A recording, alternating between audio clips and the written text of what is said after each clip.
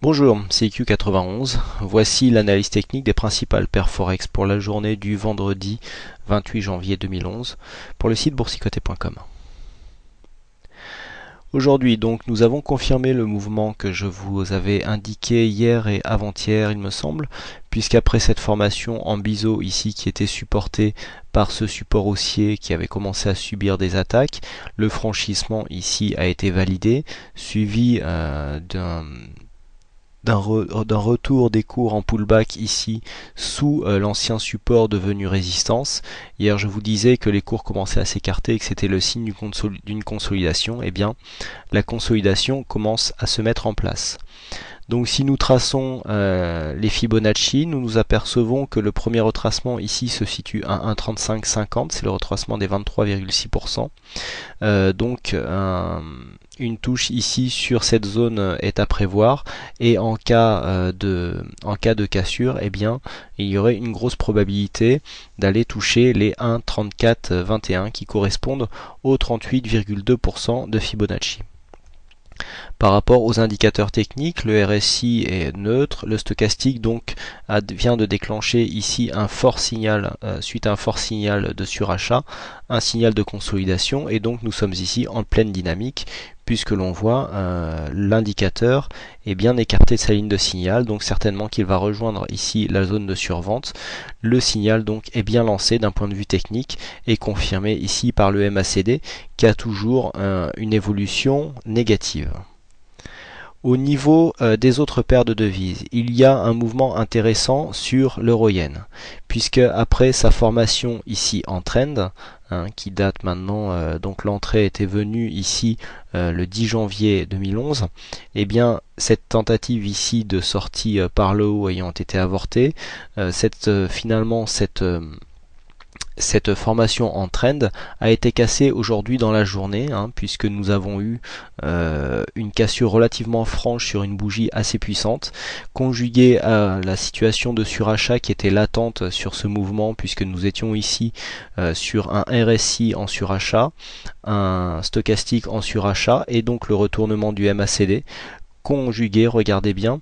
Alors on va zoomer puisque là c'est une formation très intéressante qui les habitués du site voient déjà de quoi je vais parler. Nous avons une bougie ici, la bougie rouge, je vais élargir, qui est totalement en dehors d'ici des bandes de Bollinger, puisque nous avons ici en violet les deux bandes de Bollinger.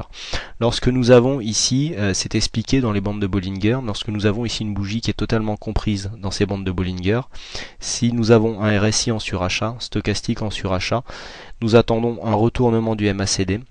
Eh bien en général le mouvement qui s'ensuit est relativement puissant, et donc ce sont des mouvements ce sont des signes de retournement que je joue de temps en temps, même assez régulièrement, et ces mouvements donnent en général de bons signes, de bons résultats et des bons pourcentages de réussite. Donc là vraiment le signal est optimum, puisqu'après la sortie ici des Bollinger qui correspond à une exagération du mouvement haussier, eh bien nous avons réintégré, et donc en attendant le retournement de ces indicateurs, eh bien on voit ici que le retournement est flagrant.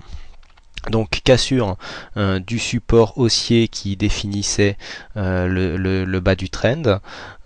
C'est un mouvement donc assez puissant qui s'est mis en route, puisqu'on voit ici les bougies qui sont relativement dynamiques et qui nous emmènent assez bas. Si on trace un retracement de Fibonacci sur cette paire de devises, eh bien nous nous apercevons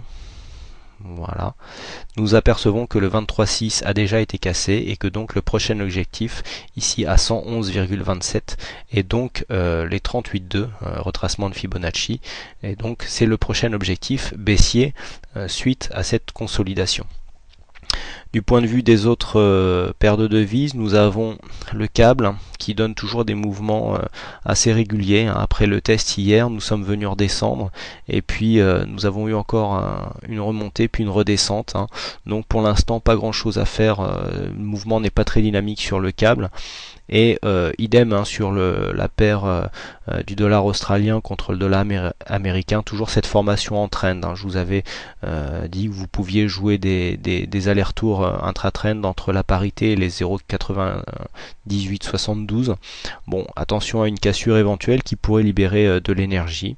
Et puis sur le dollar yen, nous avons eu un échec ici de la cassure concernant la résistance baissière, puisque après cette fausse sortie ici, nous avons bien retrouvé l'ancienne résistance comme un support, mais le mouvement n'a pas été suivi car le support a été recassé, et donc nous avons réintégré ici la formation en venant buter sur ce support relativement puissant des 82.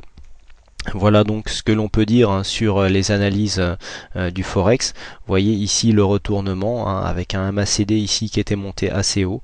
Il a vraiment été violent. Et au niveau des retracements, pareil, nous sommes toujours là, si on élargit un peu la vue, par rapport à la première tendance que nous avions ici, nous avons des Fibonacci. Et bien regardez, les retracements font encore bien leur effet parce qu'on ne le voit pas trop, mais ici les 61,8 sont basés justement juste sur le support des 82. Et bien plusieurs fois, les cours, à part ici avec une attaque et une sortie donc manquée, plusieurs fois les cours sont venus rebondir sur cette zone avant de remonter. Et donc ça a été encore le cas aujourd'hui. Donc pour l'instant 82, on peut jouer des retournements et des achats avec des stops très courts qui sont placés ici juste en dessous. On peut même placer une dizaine de pips pour tenter de jouer les rebonds. C'est pour l'instant un support qui marche bien. Voilà, merci à toutes et à tous pour votre attention. C'était les analyses Forex du site boursicoté.com. Je vous souhaite de passer un bon week-end. Je suis toujours ouvert à vos suggestions. Donc bon week-end, bon trade, et je vous donne rendez-vous dès lundi pour de prochaines analyses. Bonsoir.